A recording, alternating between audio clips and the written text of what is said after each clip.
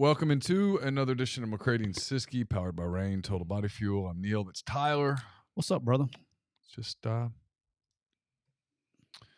making my way in the world today.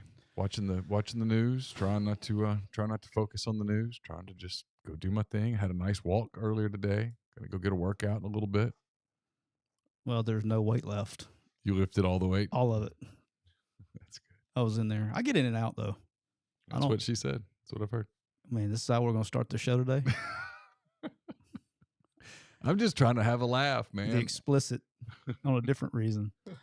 I'm in and out, man. I get it drives me nutty. Like, I don't understand people who go to the gym and work out and they do a set, play on their phone for 5 minutes, do a set, play on their phone for 10 minutes. I'm really, like, get out. I need the cables. Move. It's not the most efficient way to get a workout either.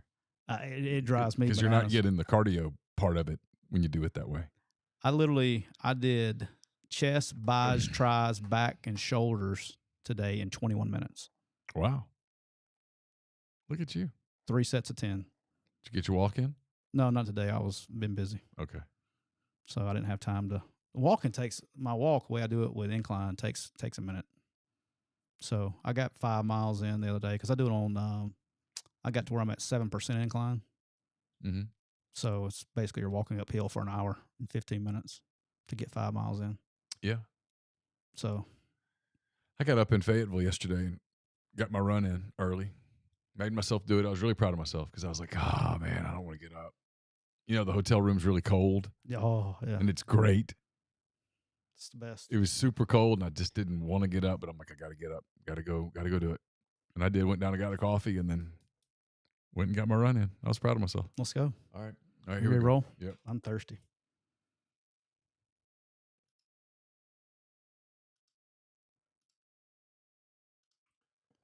Welcome into another edition of McCready and Siskey, powered by Rain Total Body Fuel. I'm Neal McCready. That is Tyler Siskey here on this Monday, March the 27th, 2023. A little after 2 o'clock. We're about 3 minutes late getting started. That's okay. Was it my fault? No, it was probably my fault. I was busy being bothered by things that have happened in the world. Yeah. Dude, I don't let stuff bothers me, and I have a hard time letting it kind of roll off my back. I won't even get into it. I have a kind of a working theory that unfortunately I think more and more every day is proving to be true. Yeah, I got through working out, and my wife actually texted me. I didn't know, and I guess it was like at 10:17 or something this morning. There was a school shooting in Nashville. Yep. So thoughts and prayers out to. We have a couple tragedies, in our immediate listening area, close to here. Obviously, Nashville is one of our big areas. School shooting at the Covenant School in Nashville. It's a K through 6th grade school. 3 adults, 3 kids dead. Yep. And the shooter, 28-year-old female. I just, I see those pictures of where it gets me is that, you see school shootings. The part of all these school shootings where it hits home for me is when you see the pictures of the families going to school to not knowing if they're going to pick up their. I can't imagine. No, I just thoughts and prayers, man. It's a bad deal, brother. It is. It's awful. It's I don't know. I don't know the answers. No one does. I mean, I have a belief, and it is a belief. I believe this. I believe that most people are inherently good, but that we have been. I don't know if it's intentional or what it is, but there's a lot of hate being taught, and people are being taught to hate each other, and that only goes in one direction. You see it all the time. I notice it driving. People are angry. Yeah. People drive angry. They do that. It's you and I both, I mean, you're a little younger than me, not a whole lot. I grew up basically in the 80s. You were I split it. I was going to say you're sort of an 80s, early 90s kid. It's different now than it was. Oh then. yeah, It is. There's a level there's no arguing that. I mean, it's totally different than what it was when we grew up. there's a level of animus that is just out there in the general environment today that didn't exist when we were kids. It just didn't. It just didn't happen. And I can't put a finger on what changed, but something has very specifically changed. I think it's media. I think it's social media. I think it's a lot of things, but I don't think it's as simple as just blaming the internet, for example. I think it's something that runs much deeper than that. Yeah, it's a bad deal. Also, thoughts and prayers, obviously, here closer to home, very close to home. The tornado that went through Rolling Fork all the way to Amory was F4. I guess they determined today is a F4. Yep. 170-mile-an-hour winds. 171, I think, is what I saw. Literally, that's just. Look, I know I've told you personally, and we've done so many shows now. I don't remember if I've told it here or not. One of the most terrifying things when tornado weather comes around, I am personally just I think I have trauma from when I was a kid because we had so many where I'm from. Not bad ones, we never had, but just the fear of it. Mm-hmm. And seeing the damage and stuff up close and personal. We'll get off this sad stuff here in a minute. It needed to be said, but April 27th, 2011 is a day I will never forget. Those are the tornado outbreak in Alabama. Yeah, it came through here. It was the the day one before. It was the one. Yeah, it came through this neighborhood the day before. It was for sure. I mean, I remember came through here early that morning, and then we were supposed to get those storms again midday. My kids were at school. Kind of went south of us, and then a few hours later, I was out cleaning up from the tornado that had gone through here the night before, and you started hearing about Tuscaloosa. Yeah. And then you saw the pictures from Tuscaloosa, and I can't imagine. Yeah, so I was at Arkansas State at the time, and that was our first week of spring recruiting. And the following week, in spring recruiting, which we can talk about later on because it's coming up, but most schools will not start practice until May. So you basically have a week, spring recruiting technically starts April 15th. So if you go recruiting before May 1st, you're not going to see many practices. So what we would do is we used to do these things called storms. We'd take our whole staff to Atlanta, and we'd split the entire city up, to where you can hit the entire city, all 4 counties, in 2.5 days. And then we're at Arkansas State, so Atlanta and Dallas were our 2 cities that we did that with. So on Wednesday, we finished up around lunch on Wednesday, and then we were getting on a plane, and we were flying commercial from Atlanta to Dallas to go do it the next 2 days. Gotcha. Again, I'm talking to my mother on the phone. She's like, hey, we're supposed to have bad storms, yada, yada, yada. Just another day, right? I mean, just in the spring in the South. Well, dude, we get on the plane, and this guy takes us out over the Gulf. I mean, we're leaving Atlanta. We go south, and, we're going out of the Gulf. What should have been a 2-hour flight, 2-hour and 15-minute flight. I mean, it took forever because we flew all the way into the Gulf and back around, and he's like, yeah, we got to do it because of the storms. I'm thinking, like, damn. I mean, I've never had to do that before. When we landed in Dallas, saw how bad it was, and then I say all that to say this: the next week I was scheduled to go to Birmingham the next week. Well, obviously I had to redo that, and we had signed, which we have talked about on the show not too long ago. I'd signed James Bradbury right before that, so he was still in school. So I was going back to Pleasant Grove. This is when I was like, when it really hit me. I was going back to school, check on him, and do some, had a couple other kids in the next class, and I remember in Birmingham, if you go, I think it's Pleasant Grove Road, you go up, and then you take a left on 4th Street. All right. And you're in this almost like a neighborhood. Okay. And it's a lot of trees, and you're going up a lot of houses, nice houses. And then you go up a hill and you go down in this valley, but it's just very wooded. And then the school's up on the left. Well, dude, this is probably 2 weeks later. I turn left on 4th Street, woods. I hit the top of that hill, and when I turned down, there was nothing above a foundation as far as you could see, because that tornado had gone right through there. And That was the one that hit Tuscaloosa. Same day. Yeah. I don't know if it was the exact one because there were multiple, but Right. same storm, same system, Yeah. and over 300 something people dead, and it's just just the destruction. When they're that big, there's nothing. I mean, there's nothing you can do. No. And that stuff just terrifies the shit out of me. So I've always told people is that, you lived on the coast. I lived on the coast. In the coast, you were always aware of hurricanes. Yeah. But a hurricane, you had time to watch it. It's different. It kind of got, watch it, and you start getting into the Gulf, and you'd start kind of really talking about it. And the people that were down there who were lifers, that you'd figured out which 4 or 5 people you could talk to about hurricanes. Like, hey, what do you think about this one? And they pretty good at it. And so you knew, you had some advanced time. Hey, I probably need to board my windows, probably need to think about evacuating or having the family evacuate or whatever. You sort of had a chance to prepare. Yeah. If you had like one of those, what's the word I'm looking for? Generator. Well, if you had generator, you're in great shape. But like a freezer that was like a really, really good, like I know what you're talking about. Frigidaire, big ass.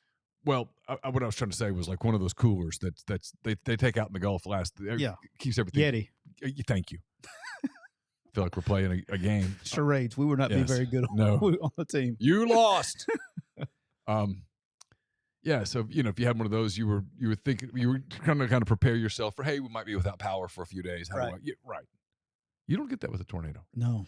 And so tornadoes are terrifying. Yeah. And, and especially the nighttime tornadoes where you can't see them. Not that matters. Yeah. But, just brutal. Anyway. Well, let's get off that. That's enough sad stuff. But I just want to let everybody know that because we had 2 very tragic deals in our immediate area, and just want to let you guys know for myself and Neal, obviously, but thinking about you guys, praying for you guys. That's something difficult I wish nobody had to go through. All right, let's switch gears here. All right, somebody sent this to me, and I already knew about it. It literally came out as we were came out the day we did our show on Thursday. I'm going to kind of inform you on this. Okay, because I know nothing about this. And it could not. I mean, it's almost, how you like everybody gives me and you shit for thinking Texas A&M is going to be really good. Yes. Okay.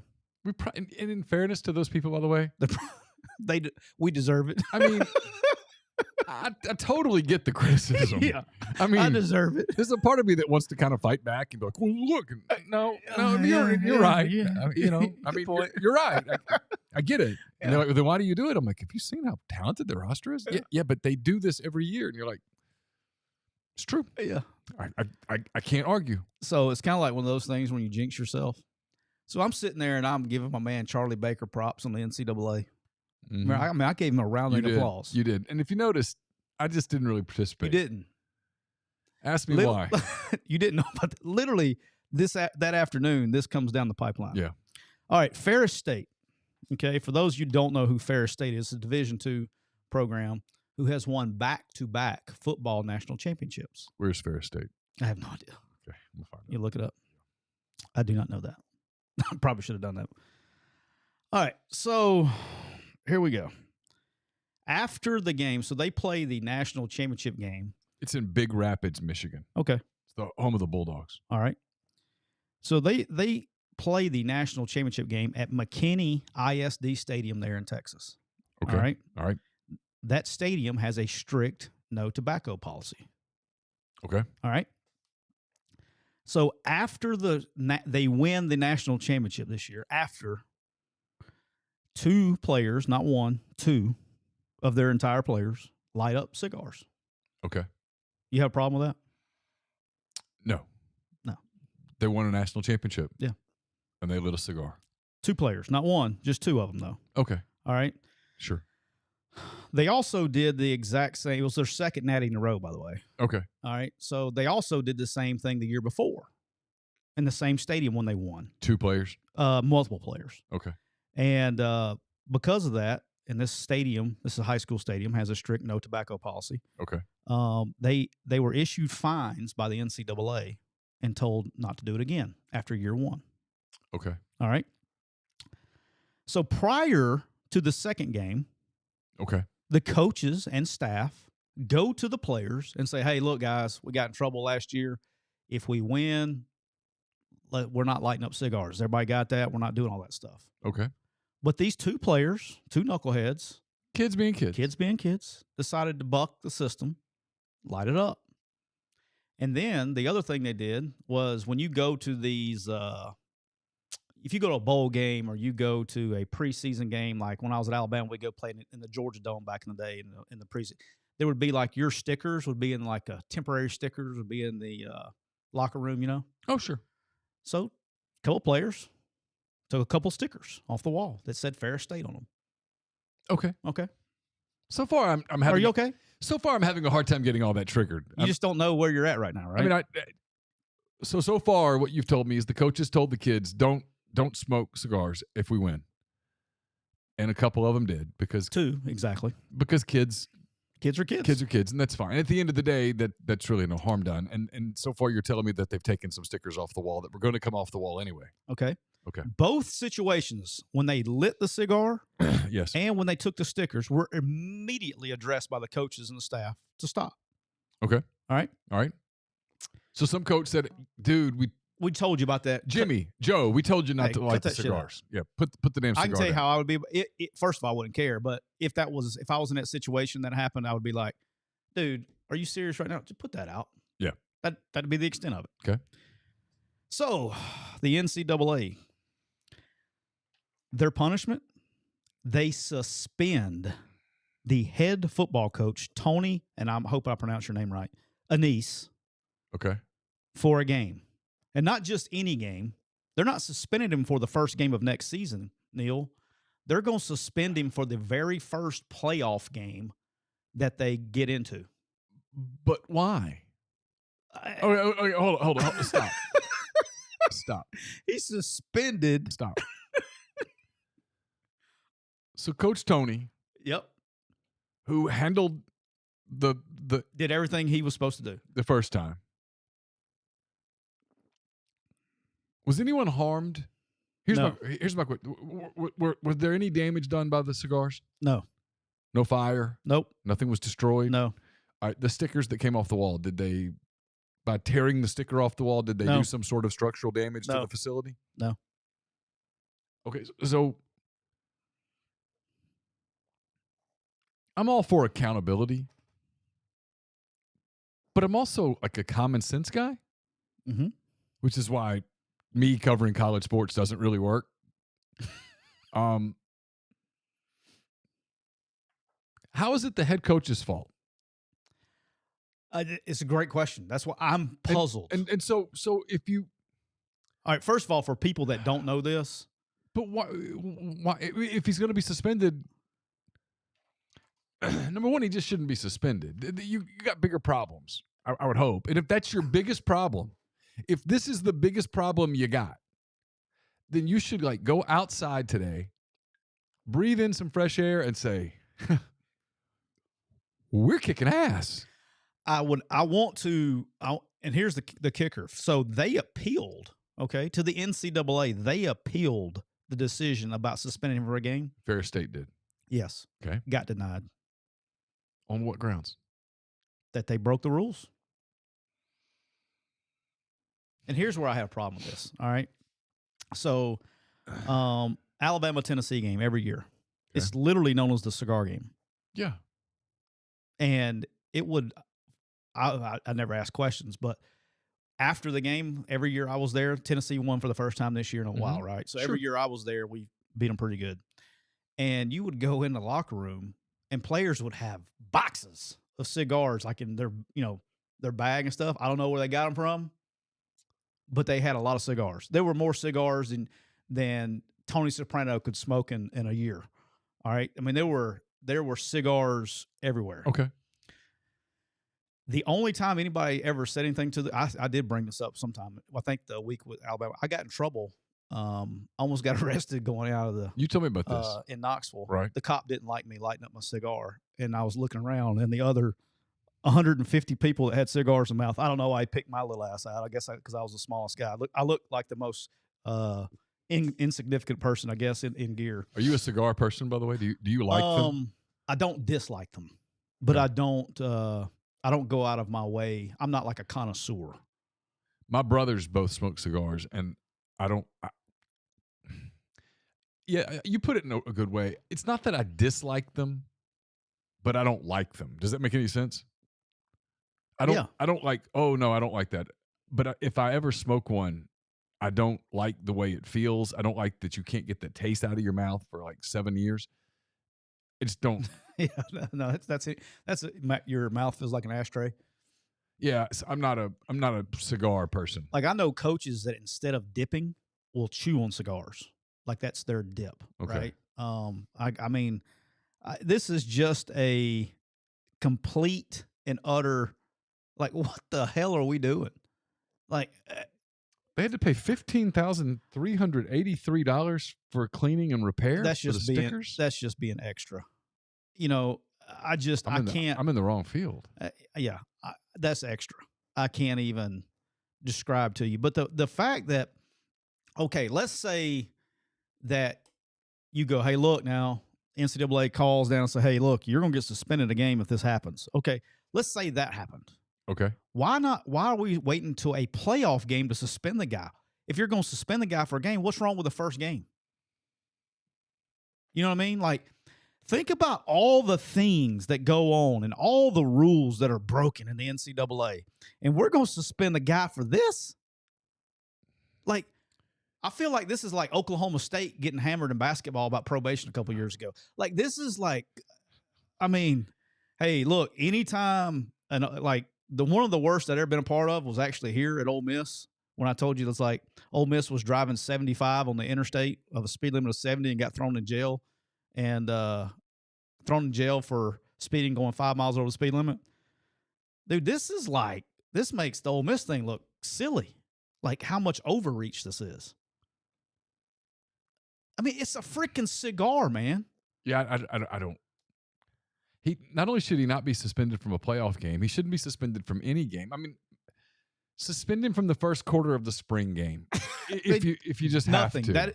That is the thing. Is nothing is the answer. But it's like, come on, man. I mean, Auburn, LSU does it. I mean, Joe Burrow, we freaking celebrate Joey B for smoking a cigar in the backstage after the national championship game. He got fined $2,500 also.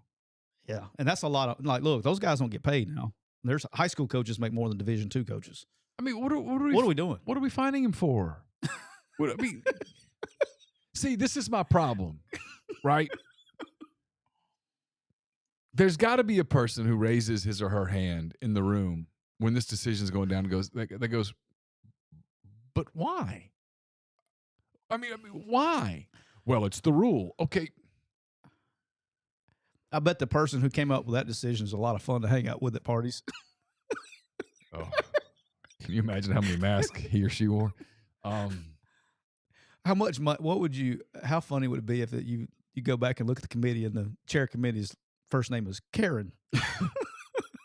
Well, there are people that just don't have any pragmatic sense. I mean, a lot of that going on around these days. Just the ability to say, hey, wait a minute. All right, we told them not to smoke. A couple of them did. They're kids, bonehead kids. Hey, next year, coach, please tell them not to smoke.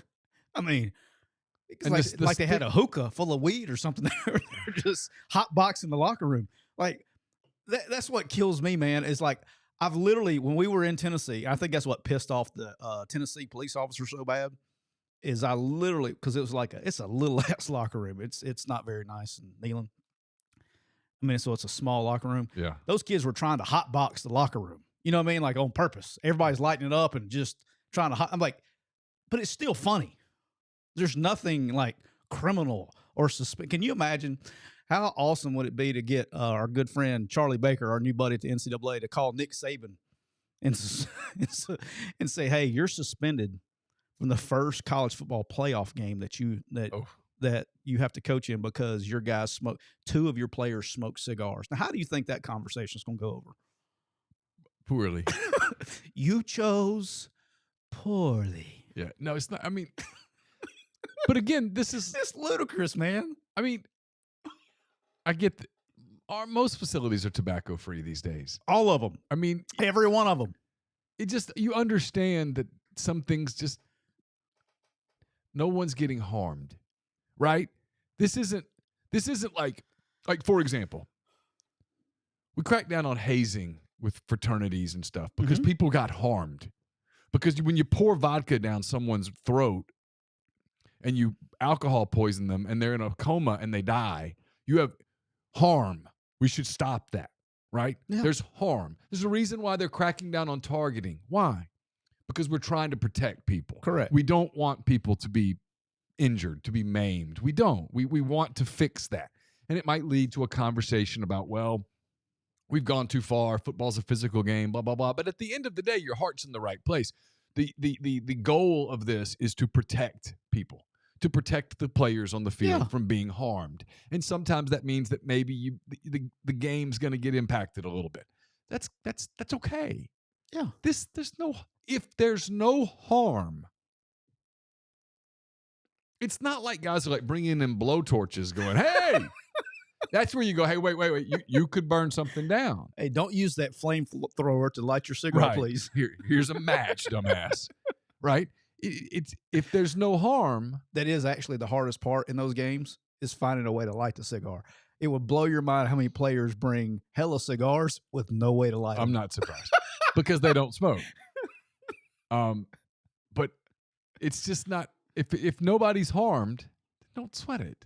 Yeah. Right? And the school, maybe the school, a nice gesture would be like, seriously, you play in a cigar game, and at the end of it, you know that some poor janitorial staff who does not give a who wins the game is going to have to work a little overtime. So maybe you send some sort of a gift to the janitorial staff. Maybe you send some pizzas or whatever the case may be, right? You just make a gesture that goes, hey, I know that our foolishness and our childishness on this particular rivalry game is leading to you having to work a little harder and a little extra. Here's a gesture from us. Have a great holiday season. I am the end of, but nobody gets harmed. This is why people like me make fun of the NCAA, because they can't think logically. They can't think pragmatically. It's why they're having such a hard time on a bigger picture, like with NIL stuff, with transfer portal stuff. Exactly. Now you're trying to solve real problems, and this is what we're worried about. That's why when people say, what do you think? I'm like, well, it's going to go badly. And what do you mean? I'm like, it's going to go badly because the people who run the NCAA, almost without fail, they can't think or refuse to think or are scared to think logically. Yeah. I'm the second most passive aggressive person that I know. Clay says I'm not passive aggressive. I'm just aggressive. But I like to think I'm passive aggressive. Do you know what I would do? Let me tell you what I would be I'd be suspended for a year because you know what I would do? I'd go buy a box of Cubans and mail them to the NCAA office. Well, I mean, how funny would that be? Like, hey, here you go, boss. Yeah, just send like a gift card to a couple of bottles of bourbon and go, guys. Yeah. Relax a little. Step outside. Go have a nice beer. It's going to be okay. But this is stupid. But I mean, so. And the guy, and I feel bad because it's not like you're fining, because somebody brought it up. He got fined $2,500 too. You're not. When these guys look, D2 coaching is hard, man. This isn't fining Bryce Harper $100. No, right. And it's just, I just think it's a little bit ridiculous. I think the fun police are just a little too much. So we're brought to you by Reign Total Body Fuel, 300 milligrams of natural caffeine, BCAAs, electrolytes, zero sugar. It's got what you need to push the limits and achieve your goals. Check them out on Instagram at Reign Body Fuel to learn more. We're also brought to you by our friends at Walk On Sports Bistro, where they put everything they've got into bringing you game day with a taste of Louisiana. Dig into their mouth-watering, made-from-scratch Louisiana cuisine like po' boys, gumbo, voodoo shrimp, plus fan favorites like juicy burgers and fresh salads. 70-plus TVs, 40-plus ice-cold beers on tap. Order online at walkons.com, on the convenient Walk-Ons app. If you're in the Oxford area or you're in the Jackson area this weekend coming up, you got the Final Four. You got Major League Baseball getting started. You got college baseball on the TV, so stop by our walk-ons in Oxford or Ridgeland, and make sure you tell them how much you appreciate them helping to make this show possible. Hey, I do want to, before I forget, I want to give our boy Cole a shout out. Okay. We had our first viral video yesterday. So Cole put out I guess it was right at 24 hours now. It's already got 126,000 views. Wow. You telling Nick Saban stories. Yeah, I hope I do. I'm waiting on my phone call for my no caller ID. Hey. But a lot of TikTok, man, is a toxic place, man. So You think? those people don't. I mean, they just wow. Yeah, I mean, we were discussing things at the beginning of our conversation about. Jeez, make Christmas. Need to get some of those guys. TikTok is. Need to let them chill out a little bit. I mean, it's vicious on that. It's vicious. That's not for the weak-minded. I liked it. It's an unhealthy place. Yeah, it's bad. But yeah. Anyway, good job, Cole. Fired up for you. 126,000 views, 24 hours. So you got you a lot of new TikTok fans, Neal. I spend no time on TikTok. I don't either. Yeah. I do. I shouldn't say I don't. I do get on there, and sometimes you find some funny shit. But anyway, I'm trying to think. My social media is down to very little Twitter. I'll get on Instagram basically just to hit the like button on some of Caroline's stuff because I'm trying to help her. I'll check Facebook once every 10 to 12 days. I haven't had a Facebook in 5, 6, 7 years. And dude, that's about it. Yeah. All right, let's talk a little NFL. Lamar Jackson saw this. Announces on social media this morning that, and don't think it wasn't convenient timing because Harbaugh was about to speak to the media. Oh, you think he knew that? Oh yeah. Oh, come on. That he it's actually kind of brilliant. It was that he requested a trade on March the 2nd. 25 days ago. 25 days ago that he requested a trade. Okay. And then that's when they put the non-exclusive tender franchise tag on him. After that conversation. So they were like, okay, big boy. So John Harbaugh is up at the podium today doing his media op. We love us some Lamar. And meanwhile, the beat writers in the room, their phones are blowing up. Hey, you need to find out about this. And so Harbaugh gets asked about it and kind of plays dumb. Yeah. That doesn't help things, boss. If he goes back, it's toxic, man. Yeah, I was going to say, it kind of feels like we've passed the point of no return with Lamar Jackson. I don't know how, if you're Baltimore, I don't know how you bring him back. There was an interesting, not rumor because it's too early to be a rumor, but a rumble, I think you could call it, that the Indianapolis Colts were like, well, he kind of changed things in our offense. Here's the problem for Lamar. I made the mistake of I was running and I was listening to music, but I had ESPN on and I had the captions up where I could read. And Lamar's put himself in a position. No, he hasn't done it. St. Omni. Society. No, he has an agent. He has a female agent. I know what you're talking about. And there's pressure on that agent to get the Deshaun Watson deal. $230 some odd million, all guaranteed. Yep. The offers apparently that have been made are more along the Josh Allen side of the deal, where it's I heard 120, 130. Yeah, it's like 150 million of it's guaranteed, and another 100 of it is not, or whatever.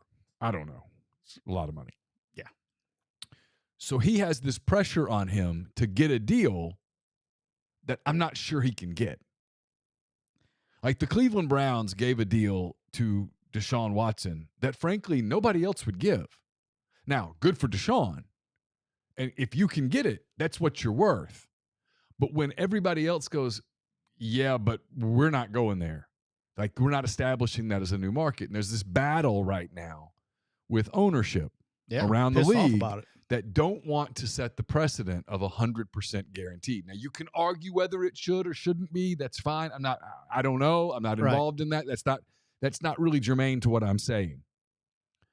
But my point is this, is that if Lamar Jackson's representation is going to stick to, nope, we want everything guaranteed, we want $235 million, whatever the number is, Tyler, there might not be a market for him at that number. Look, I've said this and I'll keep saying it.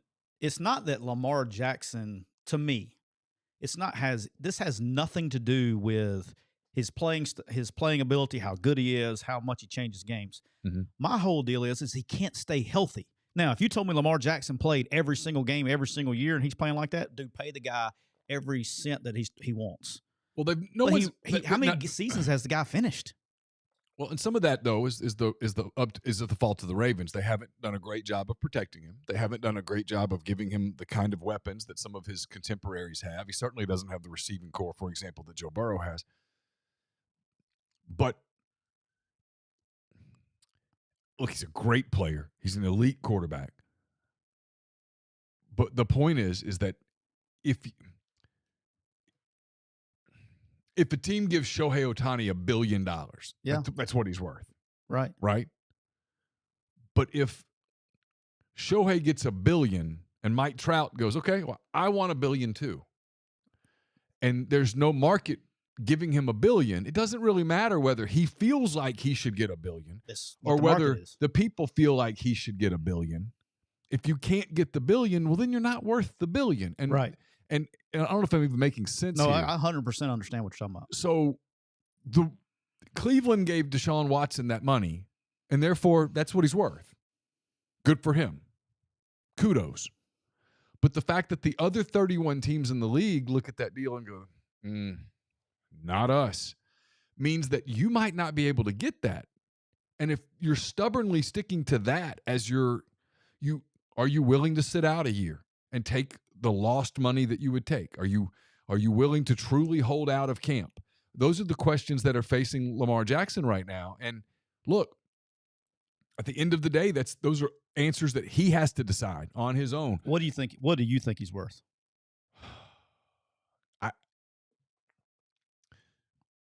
I think you have to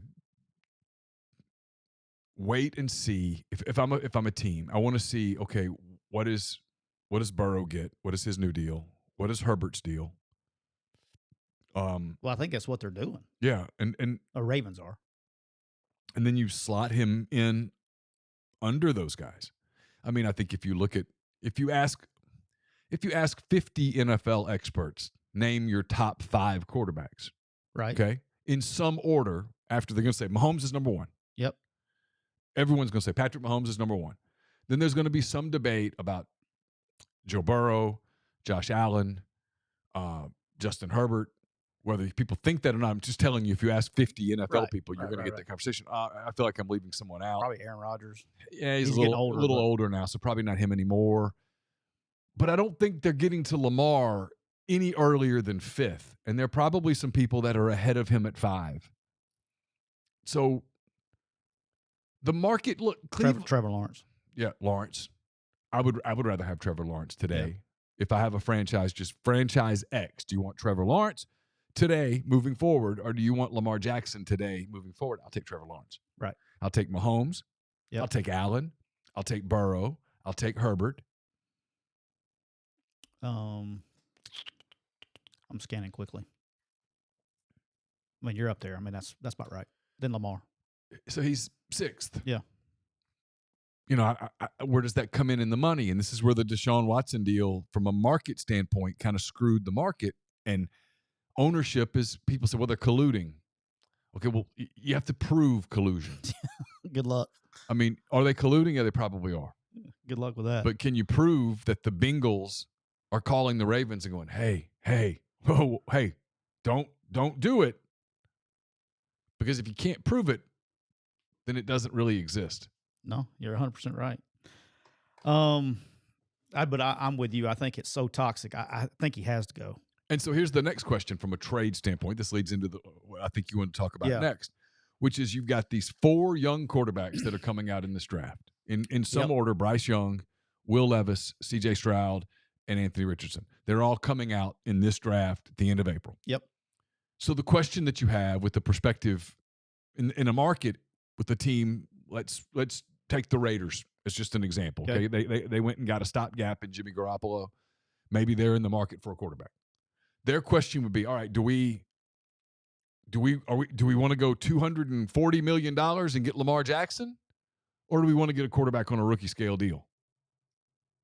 No. Do we want to go get Will Levis? Yep. C.J. Stroud, whoever, whatever, Anthony Richardson, whatever the case may be.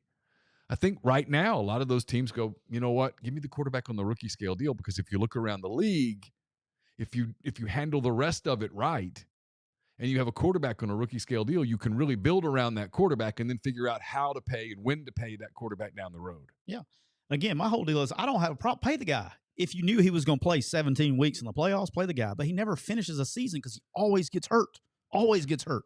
And so what's a good guarantee in all this money if he's not going to play?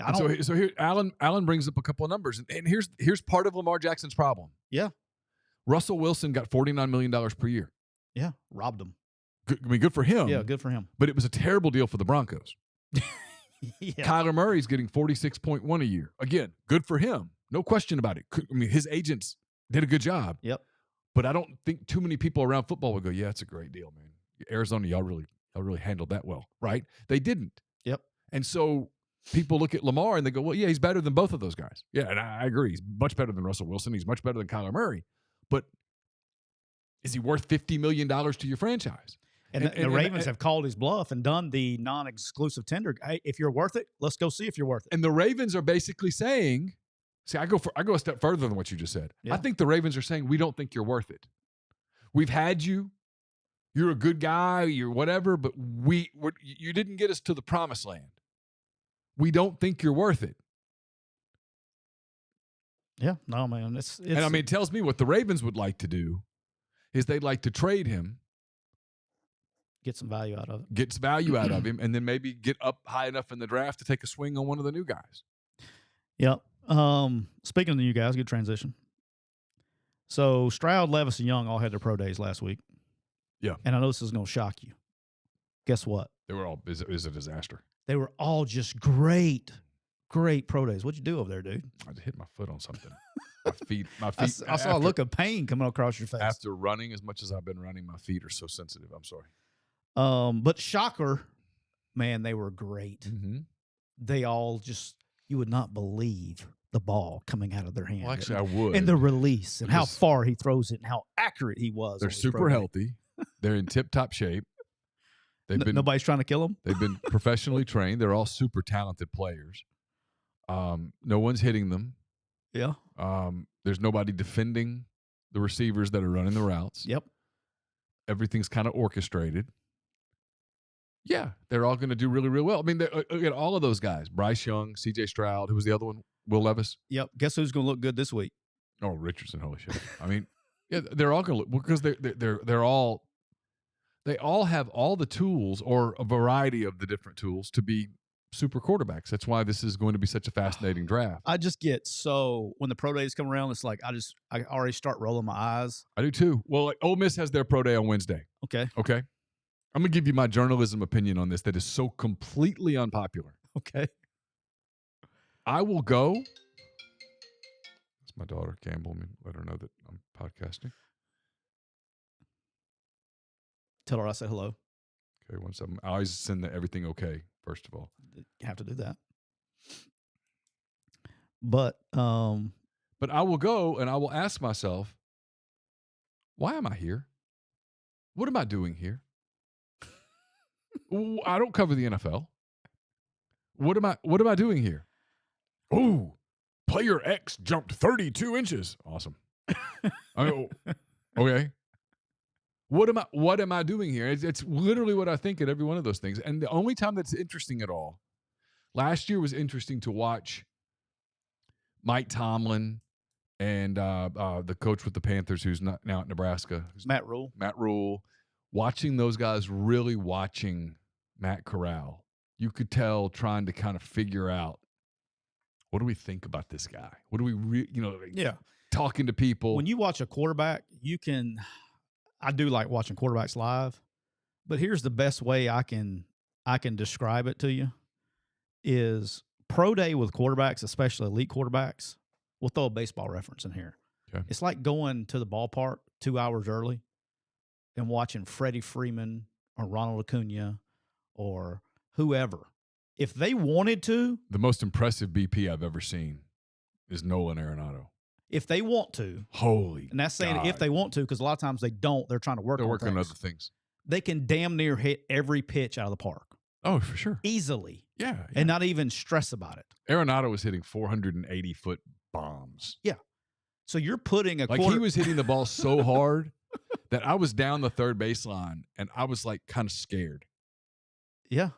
Because I'm like, oh, he wouldn't hit you. He's not going to foul one, but if he did, I wouldn't have a chance. Or it's like going to a PGA Tour event and going on the driving range and watching these PGA Tour guys on the driving range.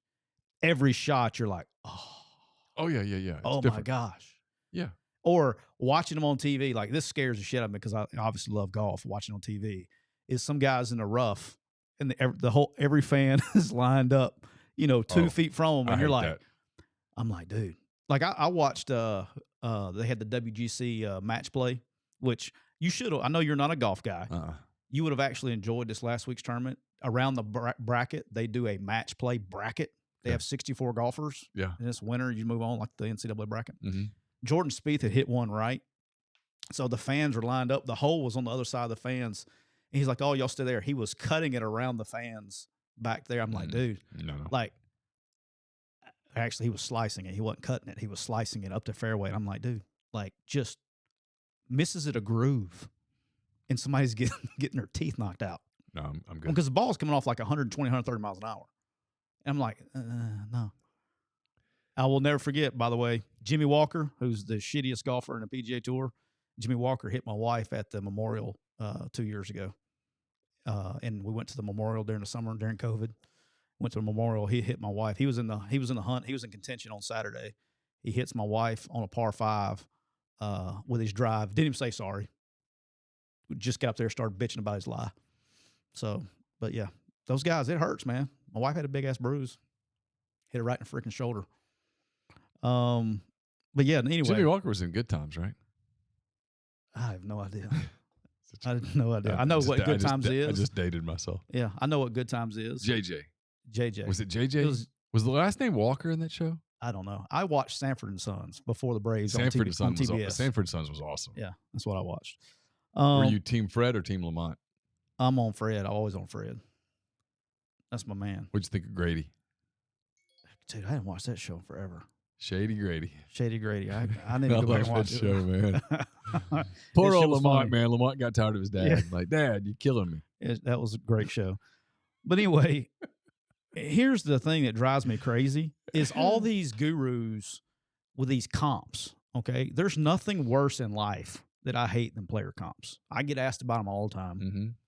Mm-hmm. It puts such an unfair expectation on people, and we just... So who would you compare Bryce Young to? Right? I mean, I just hate them. And you're like, like I'm sitting there on Will Levis's pro day before I can like even look at anything on social media. The first 2 posts on social media that I see is one is this guy looks just like Josh Allen. And then I believe it was the NFL posted this release looks like Aaron Rodgers. Like it's not even fair. But saying all that to say this, I think I'm where I'm at with the quarterbacks now. I've studied. I'm ready to go. If I was draft order, it was the Walkers, by the way. It was the Walkers. No, Evans.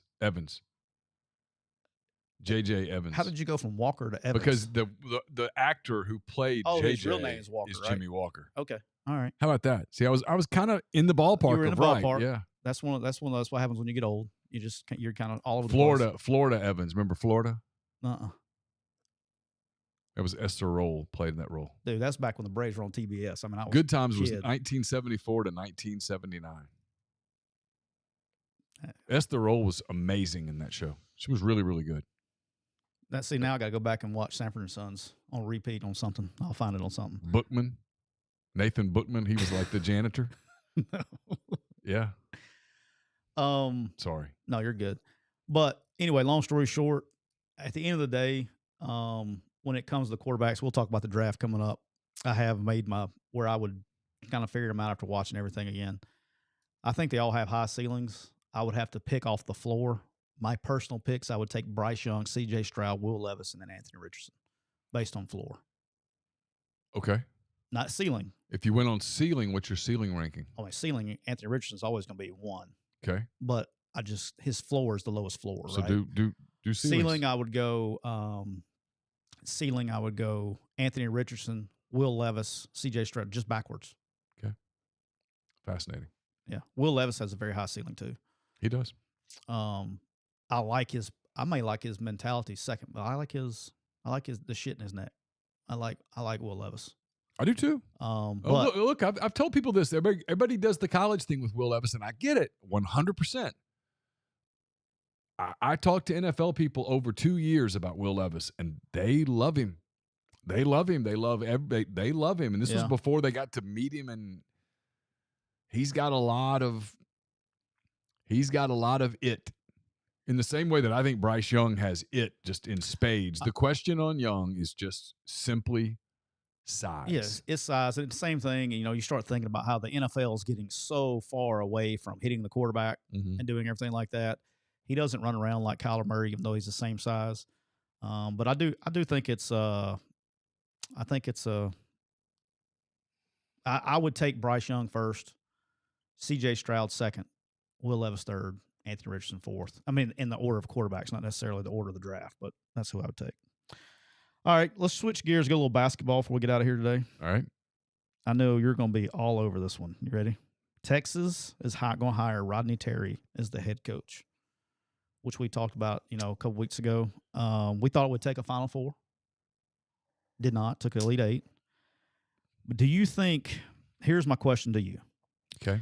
Do you think this is a different than a normal interim tag? By meaning – he did a very good job in a difficult situation. Yeah. He clearly is respected and loved by the players. That's obvious. That's evident when you watch them interact. I thought he did a very good job as a floor coach. He's been a head coach before. I'd like to know what happened behind the scenes a little bit with their search. There are some rumors that they reached out to Billy Donovan. It would not surprise me to find out that they did reach out to Billy Donovan, and that Billy Donovan, through his intermediaries, informed Texas that, thanks, but I'm staying in the NBA. I like the NBA. It wouldn't surprise me to find out that they reached out through intermediaries to John Calipari, who said, nope, I'm going to stay where I am. I know it hadn't gone great at Kentucky, but I got a big-time class coming in, and I'm going to make this thing go. And if that's the case, and you miss out on the super high-profile guy, right, it wouldn't surprise me to find out that they reached out a little bit to Jerome Tang at Kansas State, and that Jerome Tang even said, no, you know what? I may have found a good fit for myself here. He got some pub in the last 2 weeks. So at that point, and maybe not all of those things happened. I feel pretty confident that one or two of those things may have sort of happened. And then at the end of the day, you look at it at Texas and you say, okay, well, we asked in December for Rodney Terry to steer the program, and he did. We asked in December for him to handle a chaotic situation and stabilize it, and he did. And we asked him to win, and he did. Won the Big 12 conference tournament, went to the Elite Eight, lost to a very good Miami team in what was a very good game, and that they looked at it and said, okay, we asked you to do some things. You did it. We think you can win here. We like the way that you represent the university. You're popular. People like you. Sure. Yeah, I think which we've talked a bunch, is the interim tag, man. It's a funny tag, because you got to be careful when you're doing it. And when you do it, which is another reason, everybody, you know how I personally feel about firing coaches middle of the year. I think it's ridiculous. From an administrative standpoint, you have nothing to gain and everything to lose. From an administrative standpoint, sure, the only thing you gain is shutting the fans up for a minute. That's the only thing you get. But when you hire a guy, you fire, especially in basketball, baseball, with these postseason tournaments, you're one run away from being stuck. Yeah. You're one run away from being stuck. And we'll find out now in the next couple of years whether he just went on a run, whether, because look, this was a team that he helped build, but this was a Chris Beard built team. Yeah. Can he build that kind of a team? Chris Beard established the culture on that team, and he helped continue it. He may have increased it. I don't know. I wasn't there. But he obviously continued it. They continued to play hard. The situation with Chris Beard did not derail the program or derail the team. So we're going to find out. He's going to get an opportunity. I'm not surprised at all that he got the opportunity. But look, Grind says Texas has all the resources in the world, but don't have crazy expectations. Great basketball job. I said, except they ran Barnes and Shaka Smart pretty quick. They did, but that wasn't working with Shaka. Yeah, but that's the thing, is this worked everywhere else he's been, right? It did. All right. Is it working for Barnes where he's at? To a degree. So sooner or later. Yeah, I mean, they're a Sweet 16 team. So yeah. Sooner or later, you got to look in the mirror. It wouldn't surprise me that they inquired about Eric Musselman at Arkansas, and that Musselman was like, "No, you know what? I got a good gig. He's got a good gig. I don't want to upset the apple cart." I think more and more with coaches, you're seeing that this will be interesting with Dusty May moving forward for the next year or two. I'd ride that thing out as long as I could. Yeah, because if you're Dusty May, you've got I took FAU to the Final Four on your resume. It's on your resume. It's Forever. right there. Front line, top line. Forever. Top line. Hey, Dusty, what do you think about your team? Well, we're in the – remember when I took FAU to the Final Four? Yeah, that's me. Yeah, that was me. Hey. I think more and more coaches are looking around and going, hey, if you're someplace where you fit and it works for you, like this is like if I'm Jerome Tang, okay? Yeah. You ask 100 coaches, what's a better job, Texas, Kansas State? Probably 90-something are going to go Texas. Right. Of course.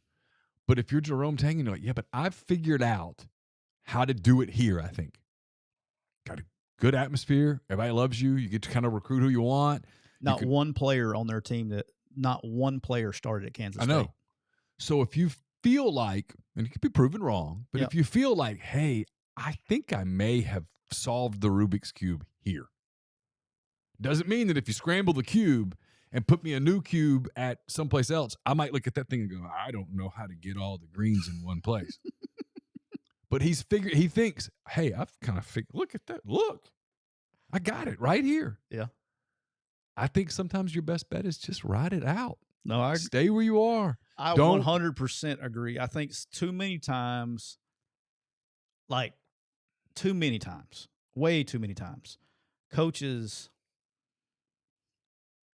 chase checks. Yeah, I think sometimes coaches, like a lot of us, are guilty of overthinking things. The grass is always greener a little bit. Allegedly. And it's just it's easy to go, boy, if I could win 9 games a year at School X, son of a bitch, man, can you imagine how many games I'd win at School Y? And sometimes that's proven to be true. Yeah. And sometimes it's not. Because for whatever reason, the secret sauce that you had figured out how to make at School X, even when you put all those ingredients, you bring all those ingredients at School Y and you're like, wait, how much of this do we put in there? I don't remember the recipe. I don't know how to do it. And so it doesn't work quite as well. For whatever reason, it just doesn't work. And a lot of it is because it's people. It's fits. The word fit matters. I mean, like Grind uses it here about Smart. Shaka Smart is a very good basketball coach. He won at Virginia Commonwealth.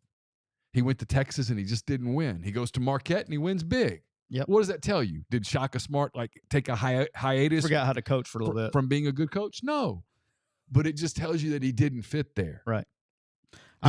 Does it mean Texas is a shitty program? No, it just means that didn't fit. You see that all the time in sports for whatever reason. You'll see it with players.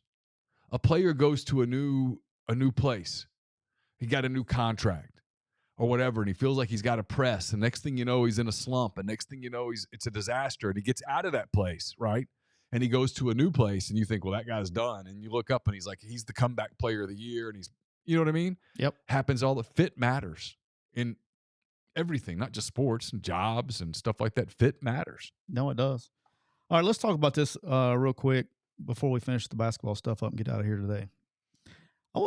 Something I got to thinking about this weekend is think about our good buddy John Ruiz down at Miami and the impact that NIL has made in men and women's basketball at Miami this year. Yeah. I mean, you got Miami men's team in the Final Four. Mm-hmm. Isaiah Wong was the first one who publicly came out last summer and was like, hey, going to Miami and doing all that stuff with Life Wallet. Mm-hmm. And you got the Cavender twins that are down the Miami basketball with others. But NIL. Did they make Final Four? Miami? No, they got beat. Who beat them? LSU? LSU beat them. Okay. Yesterday. But still, program-wise, first time, whatever, and however long, right? They brought the twins brought a ton of attention to that program. Oh. Yeah, I mean, just tons. Yeah. I mean, they got, whatever, 6 million, 8 million followers on TikTok. I mean, it's just ridiculous. Crazy. Yep. They had a great agent, too. He's a cool guy. Oh, really? Yeah, he's a really, really cool guy. His brother-in-law's an idiot. His brother-in-law is an asshole, but oh my god! But he is a top-tier agent. Anyway, think about this, and I want to run this by you. I mean, because you would think it's just me thinking out loud. If here goes the Tyler slander. If my brother-in-law represented two of the most recognizable people in sports, and I had a show, just happened to have a show. I'm just talking out. I mean, I'm just totally spitballing this right now. I'm thinking I'd be like, hey, bro, don't you think we could get the twins on the show and maybe get some exposure? We can't afford them. But you'd think that maybe he'd say, hey, twins, let's just say Hannah, Haley. I mean, I just names out of the blues. I was thinking H names. Heather, Hannah, Haley. Do me a solid here. Yeah. Give me 20 minutes of your time, just for kicks and giggles. Now that the season's over, they'd probably be a little creeped out by the two old bald men. I'm just saying. Anyway, but here's what we'll talk about. All right, NIL. When it comes to basketball, if you are a SEC team, let's take Mississippi State, Ole Miss, Vandy, Florida, it wouldn't, and you're going to invest money in coaches, how much sense does it make to dump $2 million of your war chest a year into basketball and the team that you could buy? I'm honestly don't know why more people don't do it. But I think that's why you're seeing the difference, right? Football, everybody's doing it, right? Everybody's NIL. But basketball, not a lot of people are doing it. You can win in basketball so much faster. I grew up in Ruston. I've told this story. Louisiana Tech went to the Sweet 16 and were a bucket, a 30-footer from Wayman Tisdale away from going to the Elite Eight in 1985, the year that Villanova won the national title. They had one superstar on the team, Karl Malone. Yep. And then just kind of a bunch of dudes. You can win so fast in basketball. Yeah. Like, look at Alabama. It wouldn't take as much money. Like, the money NIL-wise is not like, what you say was 13 kids on scholarship? Yeah. Let's say you took $2 million a year. All right. And you went and spent $200,000 a year on 10 dudes. Because you're paying your basketball coaches $3 million a year. Take $2 million. I mean, shit, the quarterbacks are like, you could literally buy a basketball team for 5 years for what people are paying for quarterbacks these days, right? If you're going to spend that much money on your coaching staff and your facilities and all this stuff, How about taking $2 million of it and invest it in your players? You can go announce a 5-year, because this is what it's going to be. We'll give every basketball player $1 million, 5 years, $200,000 a year out of the collective, and then you can go get money on top of that. You can go get some dudes. I know. I'm literally. I'm telling you, I'm surprised more people don't do it because and they did it there and it worked. The exposure that you get in the month of March. And that way you get more people, more interest. It'll so pay what for do you itself. What do you think the ratings will be this weekend for? That'd be interesting. I'm interested. I am too. I'm interested. All right. So the McCready Siskey bracket update. Just so you know, I think we have 2 people in our entire bracket that have anyone in the Final Four, and I believe it's Jarkel Joyner Season is the guy. If UConn wins, I think he's gonna win the bracket. Okay. I did actually look up on the complete ESPN list. There is one guy who has all 4 teams in. Really? Yeah. And then, but if you look, he filled out a bunch of brackets. Oh, okay. And so it's not the bracket of integrity. He's got UConn, but he's got all 4 teams in there. He had another bracket where basically had 3 of the 4. He just had Creighton winning it. Okay. But that will be interesting there. Did you see the end of the Creighton San Diego State game? I've not seen it. I was listening to it. I was driving back from Arkansas. A lot of controversy. Was it a foul, Neal? Yes. Yeah. Should you have called it? No. Let the kids play, man. I'm on team. I've always been. I don't care if it's football, basketball, even baseball. But if there's 13 minutes and 12 seconds left, you make the call. I'm with you. I'm just talking about every sport since I've been involved in the sport, dude. And I coach like this too now. So does the strike zone change in the ninth? Absolutely. Okay. I get it, and I'm kind of playing devil's advocate. I know, but I'm also at the same time going, if it's a foul, it's a foul. I agree. I mean, I don't. Here's my thing. I feel for the official here because the official did his job. I just, in my opinion, and the way I grew up in all sport, that's football, baseball, basketball, it doesn't matter. When the game is coming down to the end, and it's the very end of a game, yeah, you take the whistle out of your mouth and let the players, unless it's something egregious, right? Right. I mean, I'm all for egregious stuff. If he gets assaulted, it's a foul. Right. But the ticky-tack stuff, the holding calls on the running game, like it almost cost, when I was a high school coach, almost cost a state championship game, okay? Because we were about to run out the clock, and we were literally running a goal line play to create a pile, because the way the play clock worked in Alabama is they wouldn't start the play clock until they blew the ball in play. So I created a pile to kill some time. Homie calls a holding call on freaking ISO up the middle in 22 personnel. I mean, I was blowing. I couldn't understand it, and stops the clock. But you let the kids win the game at the end. Now, don't call holding calls like offensive line. If I ever see an offensive lineman call for a holding at the end of the game, that's egregious. That's stupid. And again, unless he just mauls and choke slams the guy or something like that. But don't call the ticky tack shit when it counts. Last thing, did you know that I saw this today?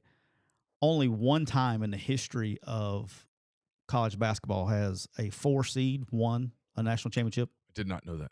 And never have a 5 or 9 won it. I'm not surprised at that. Blue Bloods usually win it. The top seeds usually win it. No 1, 2s, or 3s. 1, 4, 2 5s, and a 9. It's for those of us who like the sport and like basketball and who would watch no matter what. San Diego State FAU is really interesting. I have a feeling it's going to get a bad number. I have a feeling that the Final Four is going. I hope I'm wrong. Yeah. If I'm wrong, awesome. I'm not cheering for this. I got a feeling that mainstream America is going to go, I don't know who these people are. They're used to seeing Kentucky, Duke, Carolina, Gonzaga. Or 1 seeds, 2 seeds. Names, Michigan, Ohio State, Michigan State. That's what they're used to, right? Yep. And you don't get any of that now. You get who?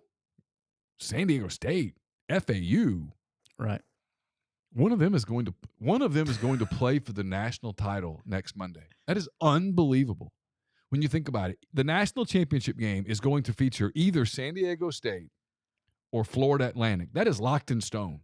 One of those 2 teams is going to play for the national title a week from tonight. How wild is it? It could be FAU in Miami. That's incredible. I mean, just I will say this: the way that UConn is playing, everybody better hope that these 5 days cool them down a lot, because nobody's beating them right now. well, I hope nobody does. What they did to Arkansas and to Gonzaga is incredible. Said this last week. I'm just going to remind everybody, if you just want to pull for your boy here, next Monday, depending on how Saturday goes, next Monday, your boy could be in a I will find some UConn gear between now and then. When we went to Nashville, I had some money in my account. And Tennessee, you can sports bet on the apps and stuff, So I had some money in my DraftKings account. And I placed 3 futures wins bets, one on Texas, one on Alabama, and then one on the UConn Huskies at plus 1,800. Oh. And I have a substantial amount. It wasn't like a $5 bet either. Oh. It was a nice little chunk. So UConn Huskies, I could be in a really good mood Monday night. So I'm pulling for them. I was really upset Texas lost because I was going to have one of them in the championship game either way because Texas would have played UConn. But I haven't. I'll watch it, but I'm not going to be. I'll watch the UConn game. But that FAU, I don't even know. Like, I'm not even. Yeah. I'll watch it, but I'm not that locked in. That might be when I go to the gym and run. I might run to that game. Yeah. Something like that. Anyway. Hey, we've been brought to you by Comer Heating and Air, Southern Air Conditioning and Heating, different names, same great products and services. If you live in Oxford, Batesville, Tupelo, that area, call our friends at Comer, 662-801-1777. If you live in Hernando, Memphis, or the surrounding area, call our friends at Southern, 662-429-4429. Been brought to you by Rain Total Body Fuel, 300 milligrams of natural caffeine, BCAAs, electrolytes, zero sugar. It's got what you need to push your limits and achieve your goals. Check them out on Instagram at Rain Body Fuel to learn more. Hey, On the Rain, tropical storm flavors coming out. Yep. They're starting to ship it. So it's around. You can get it on Amazon. I know. I have not found it yet locally. It's a smaller can. Mm-hmm. So I'm excited to get a bunch of whole new flavors. So excited to get that rolling. So it'll be out very soon. Okay, cool. And the beer is coming out in a couple months. It's already out, but it's going to be in our state. So we might have to have a live IPA taste test. If you insist, I'll do it. I know I was in Fayetteville Saturday, and I went to a liquor store that I go to occasionally there because they have a pretty good beer selection, and they had the Bell's Official, which is maybe my favorite beer on earth. Yeah, and you never can find it here anymore. And I was like, oh my God, there it is! I was so excited. How much did you buy? 4 cases. So when an IPA, a case, how much comes in a case? Oh, this was just a 6-pack. I would have bought more. They had 4. Yeah, I bought what they had. I would have bought all of it. Was it hot? Or was it was cold. I mean, so whatever. Are you when you drink your beer, are you like, if you buy it cold, do you have to keep it cold, or you don't care if it heats up and you go back? Yeah, I mean, it doesn't really matter. I mean, you don't want to like let it boil or something, but I mean, so if I buy it cold, I have to keep it cold. I can't like buy it at a store and then drive with it. But I have a fridge. Laura says jokingly, but I think she means it, that I need to put a fridge in here too. We do. We need to get one with a funnel off of it. Yeah. So I think she understands that if I put a fridge up here, I might never leave. So, and maybe that's the point. Wow. Maybe she's trying to get me she's stuck. playing chess and you're playing checkers. You know how that I think about it. Yeah. I'm playing Parcheesi. All right. We'll wrap there. So thanks to everybody for being in the stream. Appreciate you. Thursday is Major League Baseball opening day. So how about that? I will be a very distracted. We can't put games up, can we? No. No. So when do the Braves open? I don't know. Don't know yet.